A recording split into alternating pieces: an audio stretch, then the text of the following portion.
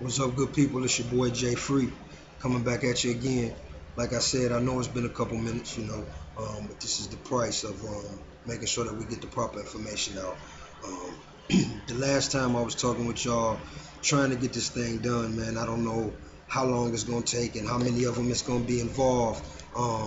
But we talking about we were dealing with the origins of Christianity, and so we trying to trace this thing back to the root to show exactly where it came from and how it was derived. And we were going and showing, talking about the foundations of Christianity, and how the ancestors or the ancients, their focus was on the sun, and they always worshiped the sun, the sun, and how we going through the beginning of showing how the ancient pagan worship or rituals were tied into Christianity as it was created and devised. We talked about how the ancestors worshiped the sun, Sun. We talked about how they created astrology based on the sun being in the center and charting the course of the earth as it circled the sun in the course of a year, 365 days. And this is how we came up with the astrology or the zodiac signs of the zodiac, broken into 4 different parts, with the cross being the center.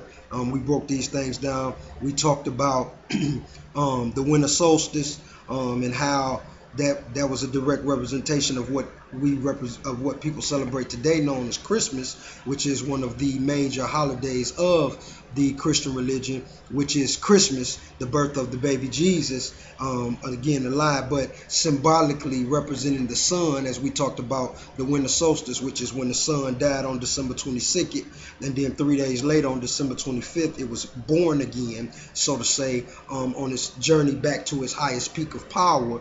And so this is what they celebrated, the winter solstice, which is Christmas.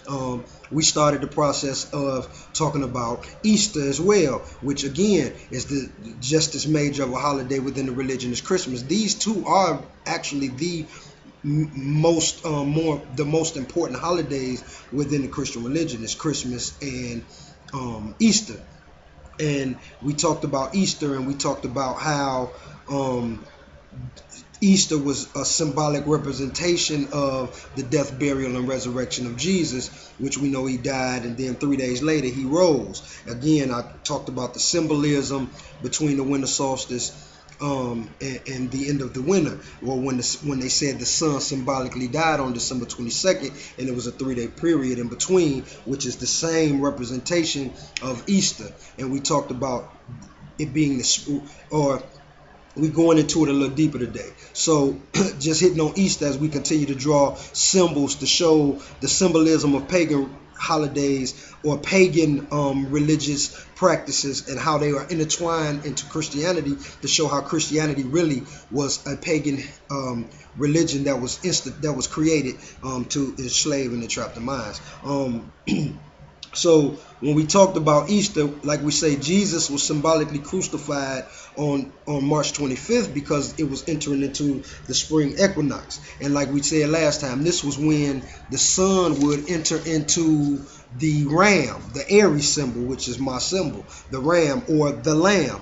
We talked about how in the ancients they would sacrifice lambs because they thought that the blood would be pleasing and that it would appease the sun god. So they did it as a form of worship, that the blood of the lamb would cleanse our sins, or that it would give us retribution, or that it would redeem us from our wrongdoings throughout the course of the year. So this was a very important ritual to them. Just as Jesus is the sacrifice of the lamb is slain for the redemption of our sins. Again, the same symbolism that is attached to the pagan rituals. But more importantly, at Easter, what Easter really was during the spring equinox, it was the sun. It was a symbolic of the sun triumphing over darkness. So this was the time of the year when it was more light out, when it's more light outside than it is darkness every day. Every day is more, the hours of light outweigh the hours of darkness. This is during the spring equinox. So the sun symbolically is triumphing over darkness. Is so during this time, the ancients, the ancestors would say that the world is being restored by the power of the sun in his time of rebirth. Get it? Rebirth.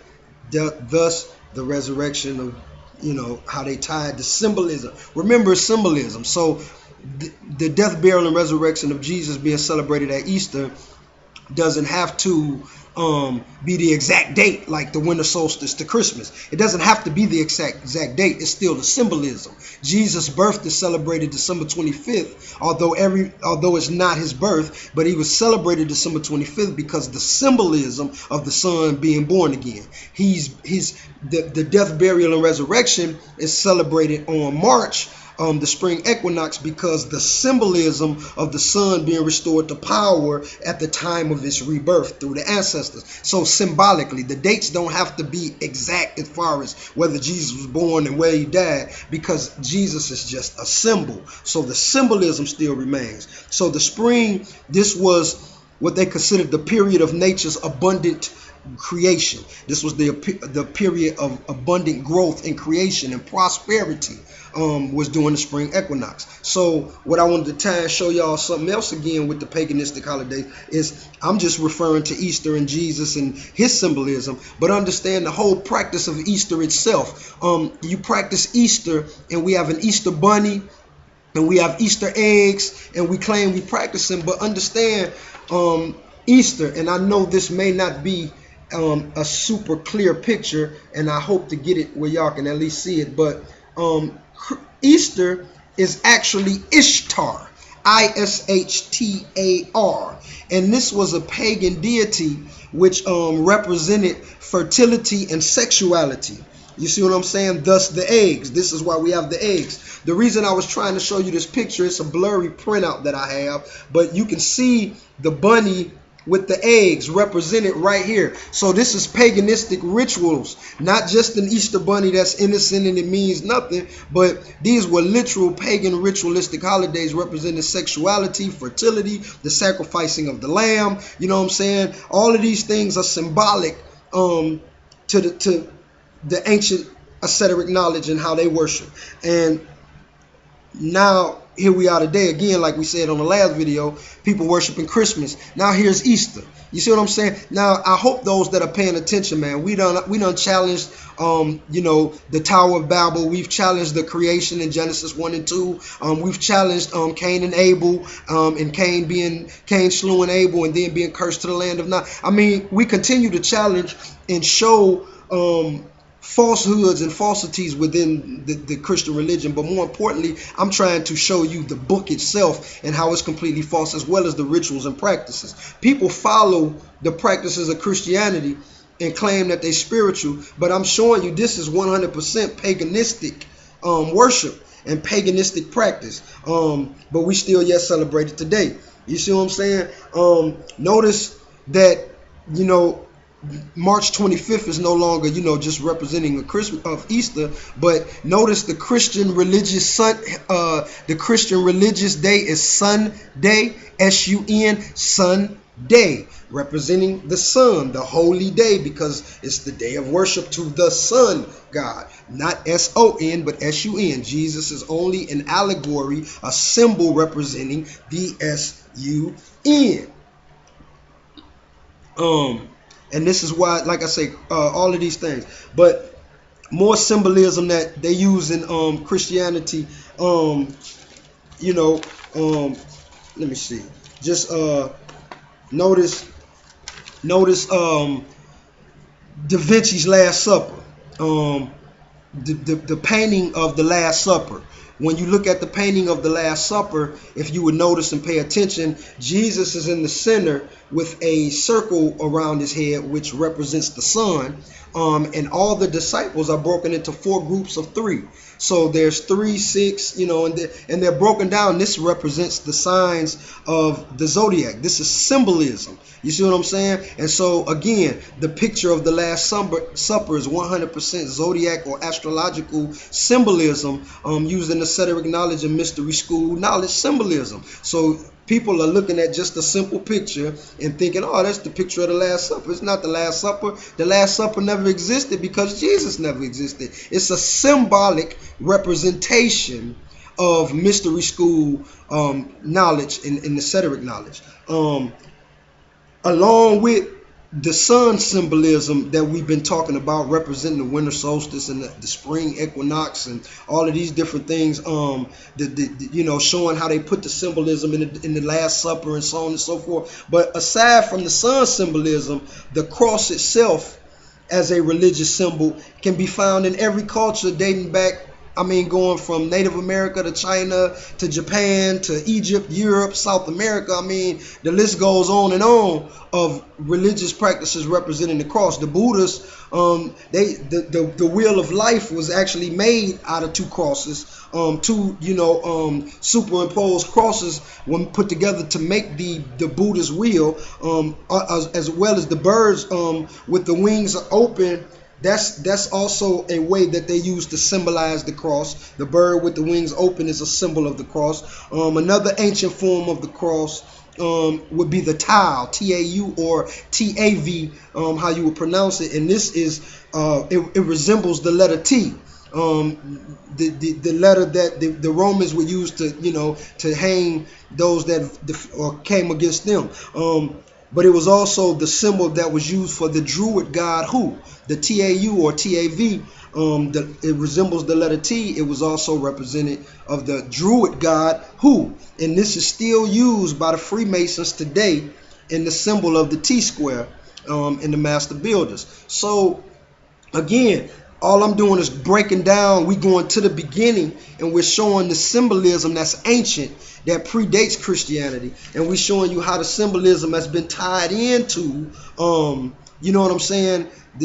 It's tied in. And so, the whole Jesus concept himself as a whole, the Savior, Son of God, sacrifice for humanity, the whole Jesus concept,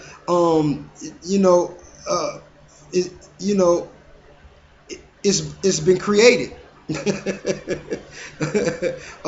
It was created. The whole concept, it existed. The Hindus had a Christ figure in Krishna. Krishna was portrayed nailed to a cross. Again, the symbolism portrayed nailed to a cross. Krishna, again, K-H-R-I-S-H-N-A. I'm giving information for y'all to go research. Go look up Krishna, the life and time. He pretty much Jesus, you know what I'm saying? An exact replica of the stories of Jesus. Quetzalcoatl, South American deity.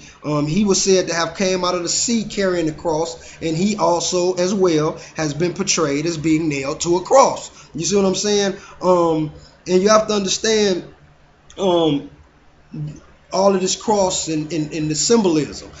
In the ancient mystery schools, symbolism, a cross of gold equaled illumination. A cross of silver meant purification. A cross of just regular base metals meant humiliation. And a cross of wood equaled aspiration. And so the pagan mystery ceremonies would involve students hanging from a cross, depending on which one. Or they would they would either hang from a cross, or they would lay on an altar that was shaped as a cross, because what this did was this symbolized the death of the body in the world of physical domination. So they were no longer drawn into or led away by the body in its lust for the cares of the world, so to say, and all of its desires, but yet it was opening up to the spiritual self. So that's what the cross symbolically represented. So again, symbolized using the cross and death to the physical and born to the spiritual. Again, we talking about the same symbols and the same knowledge that's passed on through the Christian religion. The crucifixion was just an allegory. So it was a symbolic event written to carry a hidden meaning. It never happened. The crucifixion of Jesus, it did not happen. We were just taught, and programmed just to believe that it did. We were just made to believe that it did. That's why I'm going back showing all of this symbolism and how it was represented and what it meant in the ancients, all of this stuff that predated Christianity. So when Christianity came along, none of this is new, because all of this was already existed. And like I say, this is so deep and so much information. I know it may seem simple and mundane, but once you begin to go in and to begin to research and uncover the truths that's being exposed, I mean, the thing goes deep. It's not as simple as it sounds, because we're dealing with the psyche of the human mind, and people are duped into believing this mess. Like I say, when we talking about the symbolism of the crucifixion, you know what I'm saying, it's a lie. The same stories, like I just said, Krishna, Varishna, it's mimicked. You got in Egypt, we got Horus. You know, in India, Krishna. You know what I'm saying? And all of these, they were thousands of years before Christianity. So, you know, if they existed thousands of years before Christianity, how can you say that they stole from Christianity? It's impossible. It's impossible. You know what I'm saying? I can't steal nothing, you know what I'm saying, from, excuse me, my grandfather can't steal nothing from me right now, and he's gone. There's anything that I do that resembles my grandfather that existed before me, that means I copied or mimicked him. Whether knowing or unknowingly, it's still, I couldn't have created it if he had done it before I done it. Thus we are with Christianity. So this is why we're going back to the root. There's absolutely, and I say it again, and there's absolutely no credible evidence whatsoever for the existence of Jesus. We're talking about no archaeological evidence. There's no physical evidence. There's no written evidence, nothing. All we have is the Bible. Now, understand, now we have the Moai of Easter Island. We have the pyramids in Egypt. We've got the Olmec heads in South America. I mean, you know, we've got the hieroglyphs in Egypt. We've got Anunnaki remains being uncovered. We've got pharaoh tombs. We've got all kind of discoveries and all type of ancient artifacts and archaeological finds that have been and are yet still being discovered around the world continually. Yet there's nothing for the existence of Jesus or his disciples or the Christian religion. All we have is the Bible. Now, this is God, the ultimate, you know, creator of all things. But we got the pyramids, which they can't explain. We got the Moai of Easter Island, which they can't explain. We got Anunnaki remains they can't explain. We've got, you know, Olmec heads in South America that they can't explain. I mean, like I say, we got dinosaur remains that can't be explained through the creation story in the Bible. They can't be explained. I mean, we've got all types of physical, archaeological, written evidence that can be physically seen, touched, sensed, and smelled. But yet, for the very thing that our lives are supposed to hang on, we have nothing but the Bible, and we're told we're supposed to believe it in faith. And yet the faith that we're supposed to follow tells us that to disregard that which we can see with our physical eyes, that which we can see, touch, that which God created our senses for. So why would we have senses if we're supposed to exist only within faith? Again, as with all of the foolishness, make it make sense. Like I say, all we got is the Bible. Nothing. Now, mind you, over 40 writers are evidenced as having documented these events of the lands. Over 40 writers that have been proven and documented and evidence that they existed, and that their writings are you know, that their writings are true finds, that they are actual, you know, that they actually exist and that they are real. And of all of these 40 writers that have been documented in evidence of the events of the lands that existed, that Jesus supposedly walked and performed all of his miracles, of all of these writers, there's not one mention of Jesus at all, ever. Not one. Like I say, no archaeological finds, no physical, no temples, no pyramids, nothing except the Bible. And then those people, now the Bible is a book, man written, and it's one book, but yet 40 other documented writers that existed at the same time that the Bible supposedly existed. They're documented as having existed, but the Bible has no documented evidence, just faith. But the one book, with all of its discrepancies and all of its confusions and all of the arguments that the people who follow it can't even seem to agree on, is the truth. But there are 40 documented evidential writers that nobody ever mentions anything of Jesus. All the miracles that he performed, raising men from the dead, opening blinded eyes. You understand what I'm saying? None of these miracles, none of these events are documented anywhere other than the Bible. There's no evidence that they existed. Nothing. There's no Roman records. Nothing. Alexandria, there's no records at all other than the Bible. Why? Because it didn't happen. But we supposed to believe the Bible.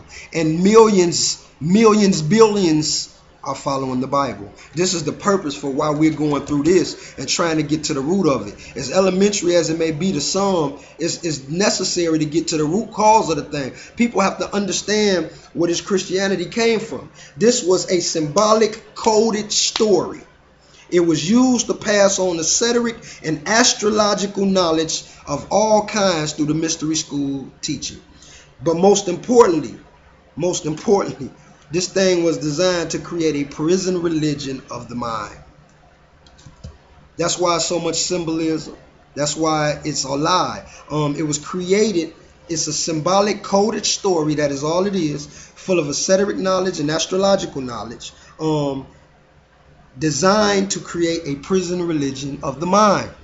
And that is exactly what it has done and what it is doing. And that's why we get into the root of it, and we trying to show how it ties in. And as we going forward, we now going to be getting into where it comes from. Because at the root of it, Christianity in the Roman church was simply based on the Persian Roman sun god Mithra. M-I-T-H-R-A, Nimrod. Tower of Babel, sounds familiar. And so now hopefully through some of the symbolism that we begin to uncover even in the elementary stage, but showing how the sun was related, how Jesus was transferred to the sun through using symbols through Christmas, his birth, his death, burial, and resurrection, showing how these things tied to the winter solstice and the spring equinox, and showing like the Da Vinci, the painting of Da Vinci, The Last Supper, showing how it really was astrological symbolism. You can see distinctly three disciples, Jesus in the center with the sun halo around them, representing the sun. Three disciples, each separated into four categories, representing the four quarters of the astrological signs, the four quarters of the four seasons of the year. So you see what I'm saying? So all of this information is there, and now we're gonna begin the process. In the next video tomorrow, we're gonna begin to digging into showing how now we're going to go to the ancient sun god that they used, Mithra. See what I'm saying? I'm just showing all of the different religions based in the ancient times and how they all practiced and worshiped the same thing, worshiping the sun. But now we're going to distinctly go into the Persian Roman sun god Mithra, and why the church was based out of Rome, started in Rome, and why it follows the same Roman practices of Mithra. All of the practices from beginning to end. We're talking baptism. We're talking about the breaking of bread and drinking of the blood. I mean, we talking so much symbolism and esoteric knowledge. We talking names of people that are in the Bible, letters like Mary. We talking about things like Peter being Petra, you know what I'm saying, or Petros, the rock. We talking about Jesus and how he's referred to as the chief cornerstone, just like the Freemasons, master builder, the chief cornerstone. See, all of this is symbolism. The Bible is not real. It is esoteric knowledge. Jesus never existed. Again, I gave information. Go do the research for yourself. He never existed. There's absolutely no evidence or proof that he existed other than your faith. So again, people, we digging deep. We breaking down this Christian Jesus lie, because that is exactly what it is. But we going to the root of the thing, and we digging up all the information, and we taking it from the beginning, and we gonna bring you all the way into the book and show how everything is tied together and how the religion itself was actually created. I love y'all, man. I'm just trying to share knowledge so that my people can be set free. It's your boy Jay Free. I'm not blind, because I can see. I love y'all, man. One.